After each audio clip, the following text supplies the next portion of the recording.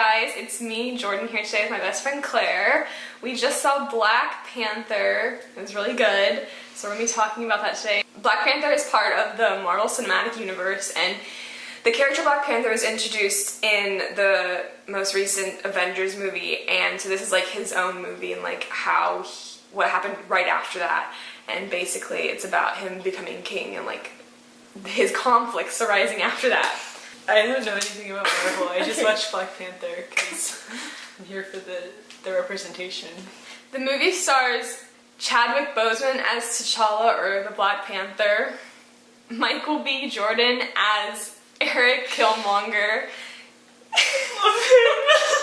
Lupita Nyong'o as Nokia, Letitia Wright as Shuri, Black Panther's sister, and the Tolkien white guy, Martin Freeman, as Everett K. Ross. It did pass for on-screen for both women and people of color. It was more people of color than white people, obviously, and the women to men ratio for main characters was balanced. The movie was directed by Ryan Coogler. He co-wrote the movie with Joe Robert Cole. It's based on the Black Panther comics by Stan Lee and Jack Kirby. The movie was produced by Kevin Feige, and the cinematographer was Rachel Morrison, which she's really cool. She's actually the first woman cinematographer nominated for an Oscar ever this year for Mudbound, and she was the cinematographer for the previous movie I just did, Saturday Church, so shout out to Rachel Morrison, getting your game on out there. And then it was edited by Debbie Berman and Michael P. Scheuer. Unfortunately, since those categories, since there were more white people behind the camera and more men behind the camera, it didn't pass on those, so now the film is down to a B. For the Bechdel test, basically almost every single conversation was with people of color. So there's one conversation between Everett and Claw that was the only conversation between two white people in the movie. The rest was it was mostly between people of color, or it was just with like Martin Freeman and then like someone else, when he was like the only white guy for basically most of the movie. So it definitely passed for the Bechdel test for people of color. Unfortunately, it didn't pass the Bechdel test for women. It almost did if Nokia and Black Panther's mom had talked for like 10 seconds longer. It would have passed the Bechdel test for at least 30 seconds, but unfortunately it did not. I don't know, I just feel really conflicted about it not passing the Bechdel test for women, because I feel like there was a lot of really strong women that were represented really well. And I get that there's like different standards, but I think that like it's really worth mentioning that there was really good representation of strong women who knew what they were doing, and that's not something you always see. So for the Mori test, definitely people of color passed it. For men, there are men whose stories don't revolve around supporting a woman, and then the same is true for women. Shuri passes the Mori test. What? Like her entire purpose in the movie is to like create things for him. So would you say there's a woman in this movie whose story isn't about supporting? I wouldn't say that there's anyone in this movie whose story isn't about supporting either one of the Black Panthers. Okay. I mean, I don't think that that's like bad. Yeah. Because like the women were represented really well. Like you have Shuri, who is like the most intelligent person in the entire Marvel universe, who's like a teenage girl. But regardless, her story revolves around creating things for this society, and specifically for the Black Panther. Unfortunately, no women passed the Mori test. And then there are also no Cameralingers, but then that leaves this film at a C. But this leaves me questioning like a lot of problems have come up with this, because like this film was so diverse, like it shouldn't have been given a C.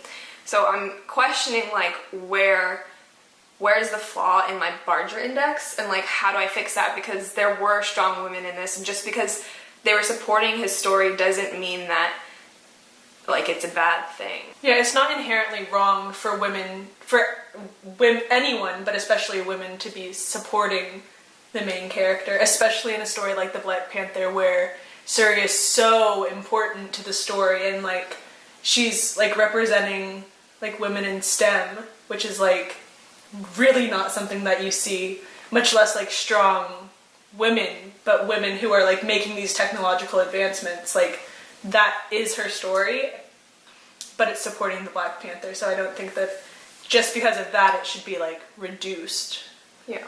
I don't know, there is just some thinking that I need to do, since this film should not have gotten a C, because like it's like the movie, like the diverse movie. So I don't know, I'm gonna work on that and I'll get back to you on that. But for right now, where my Barger index says is a C, and it's okay because it's a work in progress, and I think it's good that these questions are coming up because it's important to discuss. Oh, also one thing that I wanted to mention was that, like, I don't know how problematic this is, but like, so the character that plays Claw, he is an able-bodied person, and like there's this whole thing where like he doesn't have one of his arms. Maybe that's not like the most important thing to criticize, but like also you could hire an actor that already is disabled in that way. Yeah, I guess that's true. But I also feel like it might be like insensitive. I feel like either way it could be perceived as insensitive, but like it's like villainizing a disabled person. I guess that's happening either way. Yeah, I don't know. But yeah, you should definitely go see the movie. Support it. It's important to show all the white producers and executive producers that like we want movies like this, and like it's important. And there's money in it because that's what they're looking at. Yeah, they had a really big opening weekend, and it would be good to keep it going from here. Yeah. And if you have any ideas about how to better this test from the issues that have arisen from this, just let me know. I'd love to hear anyone's thoughts on this. Bye. P.S.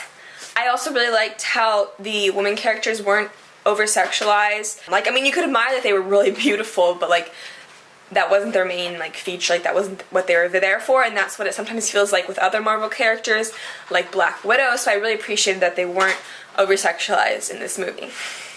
Also, Kendrick Lamar killed the soundtrack. It was like awesome.